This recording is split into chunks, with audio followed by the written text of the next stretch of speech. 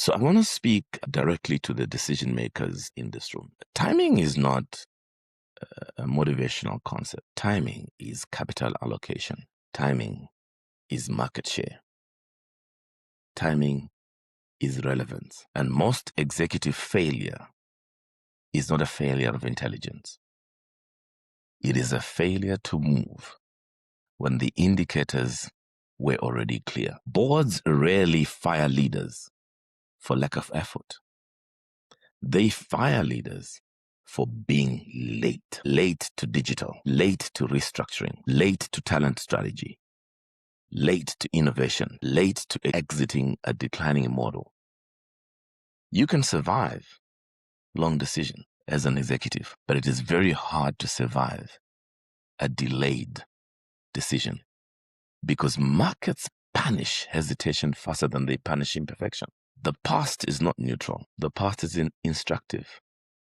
The companies that dominate today did not simply have better ideas.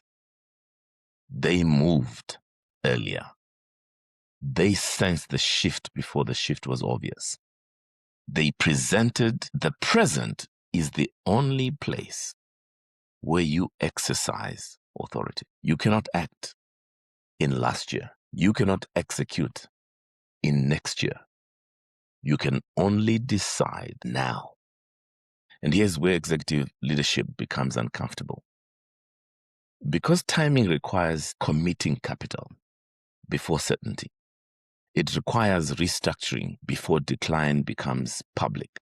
It requires confronting underperformance before it becomes cultural. It requires cannibalizing your own model before someone else does. And that is where most leaders hesitate. Not because they lack insight, but because they fear the disruption of being first. So let me say this clearly to you leaders sitting in this room. Delay feels safe, but delay compounds risk. When the data is trending downward and you wait, the correction becomes more violent. When the culture is drifting and you wait, the disengagement becomes systemic. And when innovation stalls and you wait, the talent leaves quietly.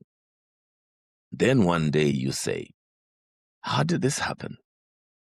Well, it happened slowly, while you were waiting for the perfect moment. The perfect moment does not exist. There is only the right window, and windows close. Timing is not about speed. Rather, it is discernment. And discernment asks, are we early enough to shape the market? Or are we about to respond to it? Are we investing from strength? Or are we restructuring from weakness?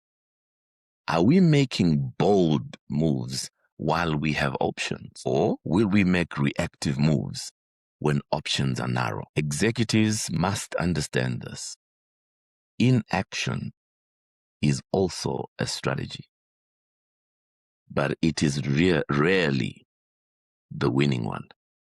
Some of you already know what needs to happen. A business line must close. A leader must transition. A system must modernize. A risk must be taken. You know.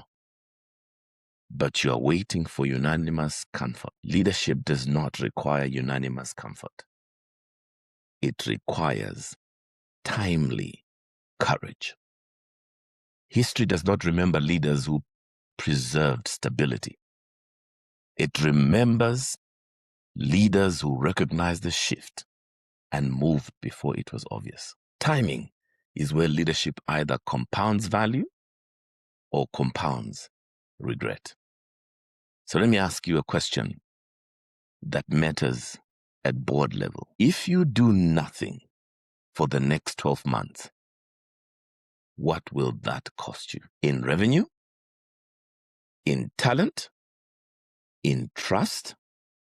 In strategic position? Now reverse the question. If you move decisively in the next 90 days, what advantage could you secure? That is timing.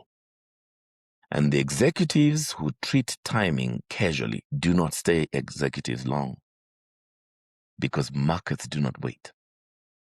Competitors do not pause. Technology does not slow down. The only thing that hesitates is leadership. And that hesitation is measurable. The moment you are in right now will not return. Let me repeat that. The moment you are in right now will not return. The question is not whether change is coming. The question is whether you will move while you still have leverage. Timing is not about urgency. It is about strategic responsibility. And leadership belongs to those who understand the waiting. So it's the ball is in your court.